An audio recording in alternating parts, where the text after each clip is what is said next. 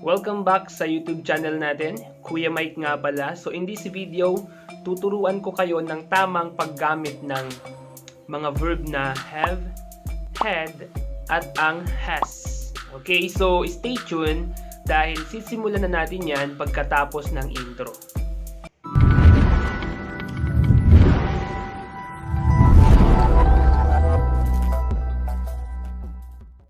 So guys, maaari ang ilan sa inyo bilang estudyante or even guro na, okay? Or kahit random people lang, siguro nahihirapan kayo in terms of sa paggamit ng verb na have. Ganon din ng had at ng has. Okay, so in this video, we will study thoroughly kung ano nga ba yung gamit ng mga ito at paano nga ba ito gamitin. And then later on sa last part ng video na to, magkakaroon tayo ng konting challenge or parang quiz, okay? For you to be able to test your knowledge or yourself if you know already how to use those verbs, okay? Dito na nga tayo sa lesson natin this day, no? Bago yan, basahin natin yung nasa taas ng camera na ito. Sa taas ng ating screen, okay? Here are some points to remember when using have and has. Tatandaan natin ito lagi. Let's start with the basics. So, they can both be used to show possession and are important in making the perfect tenses.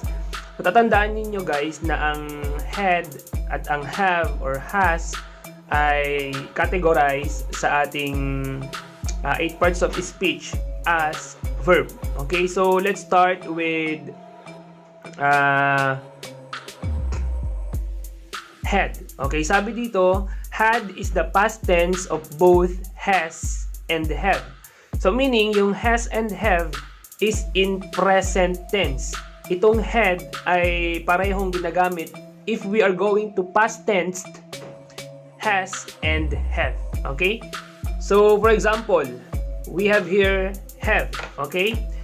Have is used with some pronouns and plural nouns. For example, sa screen natin, I have a great English teacher.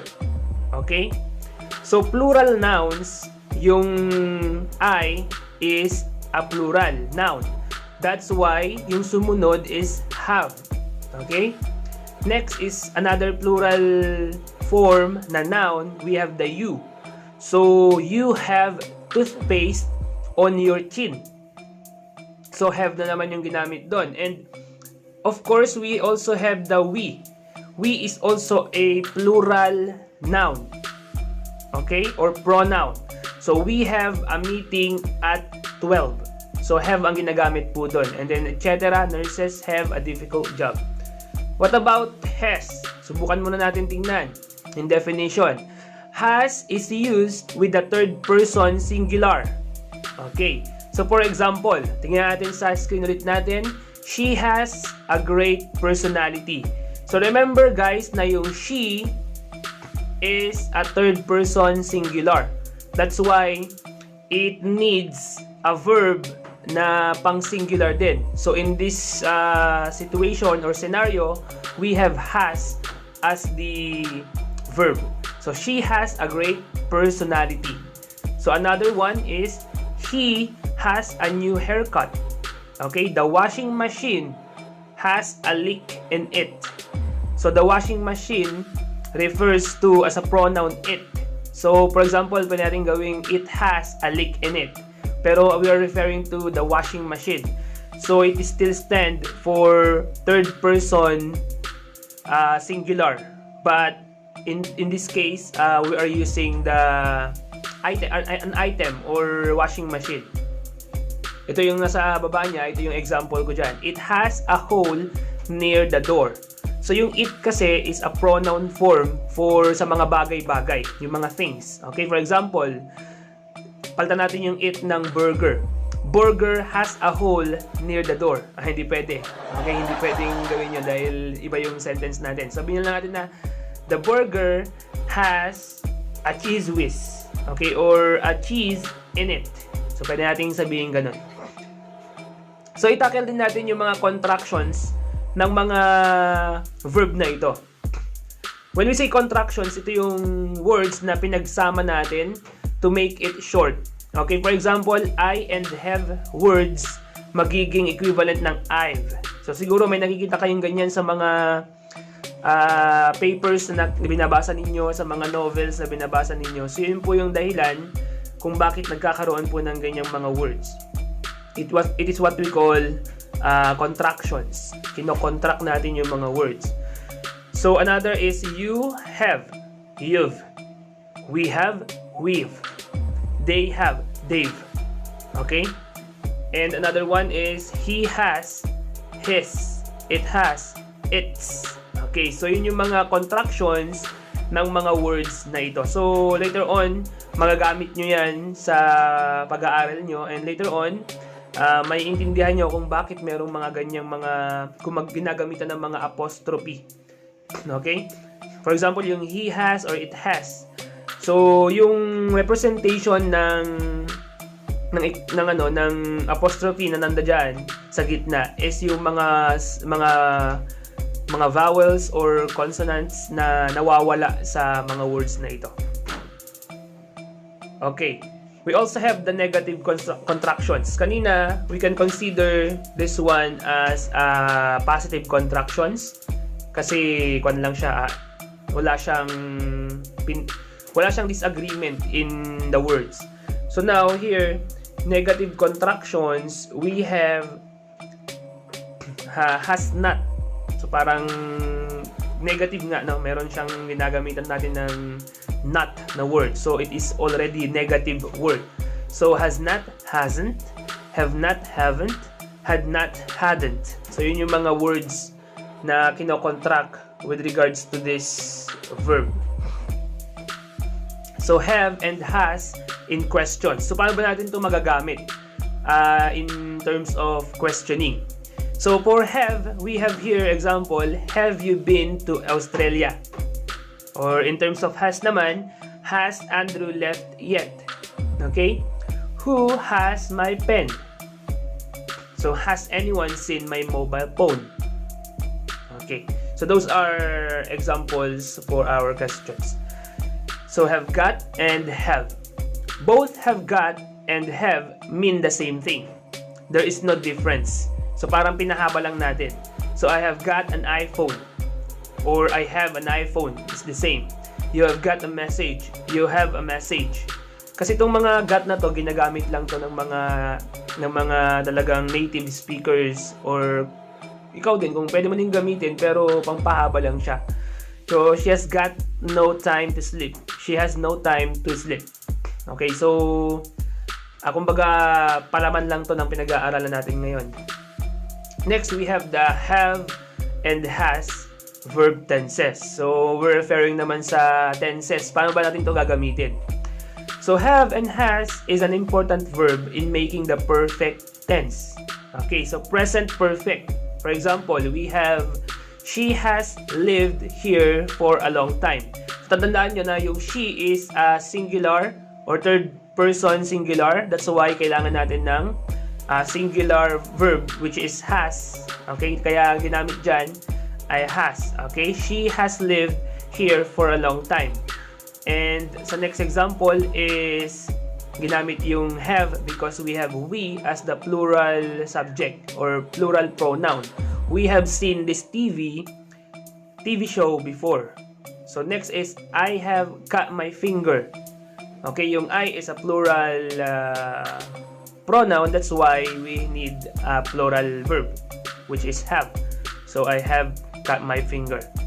So what about in past perfect? So past perfect, kagaya ng sinabi natin kanina na yung has at saka yung have is present tense sila, depende sa pronoun or yung subject, if it is plural or singular. Okay, ngayon gagamitin natin yung had kasi past perfect na yung pinag-uusapan natin dito. For example, I had already decided not to go before he asked me. So instead na I have already, because we are talking about past tense, ginamit natin yung had. Okay?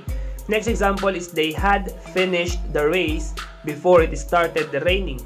So tandaan nyo na yung I and yung they are plural pronouns. That's why ginamitan natin dapat to ng have if it is present. Pero past perfect nga po yung pinag-uusapan natin, kaya gumamit tayo ng had. And also sa third example natin, she had already left when he arrived. So dapat dito, pag present tense ang pinag-uusapan natin, she has already left when he arrived. So ginamit natin because we are referring to past perfect. So she had, gumamit tayo ng had na verb, already left when he arrived. That's why yung pong salitang had or yung word na had or verb na had, ito yung past tense ng parehong verbs na has and have. Okay? So hopefully naiintindihan nyo. So ganun po yung yung lesson natin this day, no. Basta tatandaan natin na if yung have and has ay gagamitin natin depende sa subject. So kailangan nating alamin muna yung subject natin bago natin piliin kung yung have or has yung gagamitin natin. When we are talking about present tense po yun. So kapag I, of course, have na yung gagamitin natin. Pag they or we, kapag mga plural pronouns, ay gagamitin natin yung have talaga. But if we are using she, or he, or it, or other singular pronoun or noun, kailangan natin gamitin yung has. So napakasimple lang pong gamitin ng mga verbs na ito, yung have or has. Okay? Yung had, no problem kasi we are just referring if past tense yung ginagamit natin. So kahit anong mangyari, kahit plural or singular form pa yung subject or yung noun or yung pronoun natin, basta past tense ang pinag-uusapan, always use had. Okay, so let's take ang exam natin or short quiz natin. For example, this one. She blank a lot of homework. Ano ang sagot natin dyan? Tignan natin yung base, yung pronoun. Okay, she. So yung have at has, anong gagamitin mo dyan? Okay, kung sinagot mo ay has, tama ka. Very good. Dahil yun yung sagot. She has a lot of homework. Okay, next. We blank a busy day yesterday. So, ano po yung ginamit natin dito? We have the plural pronoun we. Okay, so kailangan natin gamitin. If it is present tense, I have, automatic. Pero meron tayong time signal dito. We blank a busy day yesterday. So ito yung pinakang clue natin, yesterday nangyari, kahapon. So ibig sabihin, past tense na. Kaya hindi po have yung gagamitin natin, kundi had. Okay, so kailangan nating gamitin yung had. Therefore, kung sinagot mo ay had in this question, tama ka. So we had a busy day yesterday. Okay, next is India blank a very interesting culture. So India is what? Plural or singular? Kung sinagot mo ay singular, tama ka kasi nag-iisa lang naman ng India. So India, ano po ang dapat nating ilagay dyan? Has, had, or have. Hindi naman siya past tense kasi wala naman siyang time signature. So cancel na natin yung had. Hindi na natin pagpipilian yan. Next is yung dalawa na lang ang matitira, has or have. Dahil singular nga po ito, has ang ating sagot. So India has a very interesting culture. So yun po yung sagot dito. So kung yung sagot mo, very good. Tama ka. Next is they have, sorry, nasabi ko na yung sagot. Okay, they have eaten all the food. Kasi they yung pinakang foundation natin. Yung plural form of pronoun natin. Okay, next is the workers blank to arrive at 8:30. So, the workers. Ano ba yung the worker? Kung the worker lang sana, singular. Pero the workers, sabihin, plural. Anong gagamitin natin? So, of course, have. Okay, dahil yun po yung plural verb natin. Okay, the workers have to arrive at 8:30. Okay. Very good. So next is when she was young, she blanked to help her mother. Okay? When she was young, she blanked to help her mother. So meron po tayong time signature dito. So when we are referring to past tense or sa present tense, kapag she, alam natin na have or has ang pagpipilian. And pagka present nga, pipiliin natin yung has. Pero dito, meron tayong time signature. When she was young. So when is noon, bata pa siya, or noon, siguro dalaga pa siya. At meron pa tayong isang past tense na verb dito, which is was. Ito rin yung clue natin para sagutan yung next na clause natin sa sentence na to. She blanked to help her mother. She had. Okay, so yung sagot po dito ay had to help her mother. Bakit? Dahil sa time signature po natin, or tama, yung time signals natin is when and was. So hindi siya present tense. That's why it has to be past tense. So had ang sagot dito. So next is the boys blank been here all day. Okay? Boys ang ating pronoun or ating subject. So ang kailangan natin dito, easy na lang to, basic na lang kasi alam ko na ma-master na ninyo to, is have yung answer natin dyan. Others. Has or have. Okay? Have. Bakit? Because of others with S, plural. Others have no say in the matter. Elvis Presley. Nag-iisa lang po si Elvis Presley. That's why he is a singular subject or a noun. Okay? Elvis Presley blank many hit records in the 50s. So, mayroon tayong time signal dito, no? Hindi ko napansin. So, Elvis Presley has dapat, pero because of in the 50s, sabi niya, so, yun po yung time signal natin na past tense na po yung mga hit records na yan. That's why Elvis Presley had many hit records in the 50s. Ito naman, wala tayong subject dito, pero yung you, kasi patanong to, kaya nauna yung verb natin bago yung subject natin or pronoun natin. Blank, you got a moment. So, paano to? Siyempre, pinagbaliktad lang naman yun. Kapag you ang subject or pronoun natin, have talaga yung sagot. So, have you got a moment? Dito naman, it stopped raining. So, it. So, kailangan natin automatic gamitin dito yung singular form. Okay? Has. Has it stopped raining? So, yun po yung kung paano natin gagamitin yung verbs na have, has, and yung past tense na had. So maraming salamat po sa panonood ng ating lesson sa araw na ito. So hopefully ay natuto kayo kung paano gamitin yung have, has, and had na verb. So always remember na yung have and has, yun lang yung pagpipilian natin. So pipiliin natin yun base sa ating nouns or pronouns or yung subjects natin, if they are singular or pronoun, or singular or plural. If they are plural, kailangan natin gumamit ng have. If they are singular, kailangan natin gumamit ng has. Yun lang po yun, ganoon lang po kasimple. At kapag past tense po, yung mga surroundings, yung mga words na nandoon sa time signals natin, kagaya ng yesterday, was, yung mga past tense natin na mga words, automatic had ang gagamitin natin, whether plural or singular po yung verb natin. So once again, this is Kuya Mike. Maraming salamat sa pakikinig. So kung meron kayong mga questions, kung meron kayong mga comments about sa video na to, sabihin mo naman sa akin dyan sa comment section natin.